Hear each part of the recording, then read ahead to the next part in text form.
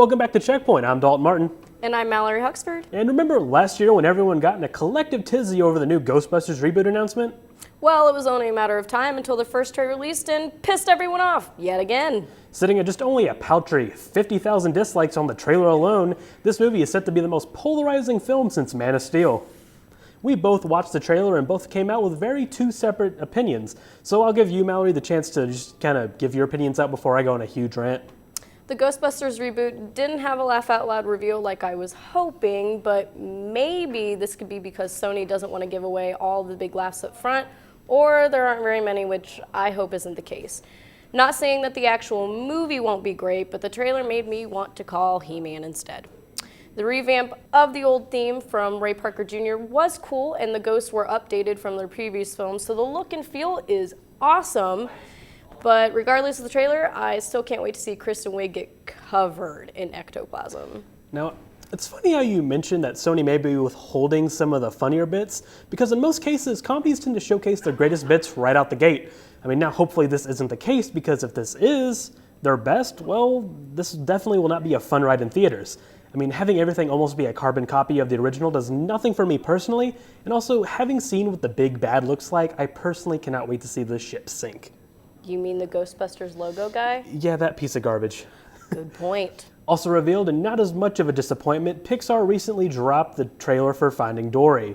I mean, Pixar is not the best when it comes to sequels like Cars 2 or Monsters University, as it's kind of had a less than stellar period for the studio. So where will Finding Dory fall into this? Well, from what I've seen in the trailer, I can say that I'm pretty excited. The colors are beautiful, the animation is sharp, and Ellen DeGeneres still never fails to make me laugh. I don't know if it'll be as great as Finding Nemo, but I have high hopes, and I'm hoping to shed a few tears if Dory finds her family. I mean, not to be like a negative person here, but personally I'm a little bit skeptical at this point. I can see this movie being a technical masterpiece, as Finding Nemo was just beautiful and this looks the same, but I'm still worried if Pixar can actually run with a decent story at this point.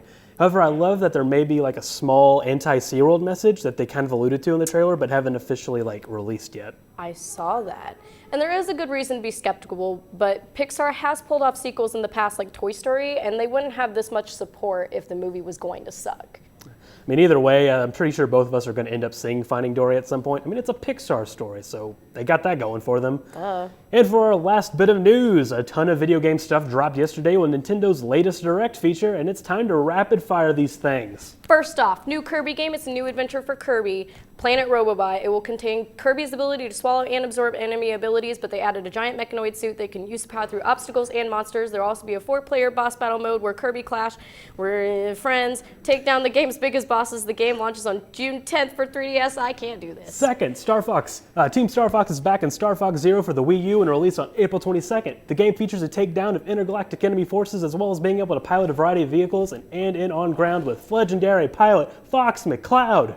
Third, a bunch of weeb stuff. Who cares? 4, another Paper Mario game. Another game is headed to the Wii U, and it's Paper Mario Color Splash. Mario lands on Prism Island, which has been drained of its color, and Mario has to use his paint hammer to restore color to the island.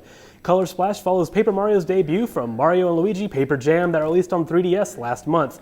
Color Splash will release later this year. Fifth, more weeb stuff no one cares about. And finally, Virtual Console new 3DS stuff. It's a sad day for retro gamers because it is time to retire those Game Boys since the 3DS is adding SNES games. In the past, you can play SNES games on the Wii U's Virtual Console, but after today, you'll be able to purchase all those SNES goods versions of F-Zero, Pilot Wings, and Super Mario World for your handheld. Wow. These versions will include a perfect pixel mode, which retains the original resolution, much like Pokemon Yellow, Red, and Blue that recently just dropped. Some games such as Mario Kart, The Legend of Zelda, The Link to the Past, and Donkey Kong Country will roll out in the next few weeks. And also, Horse Racing Solitaire confirmed! Whew.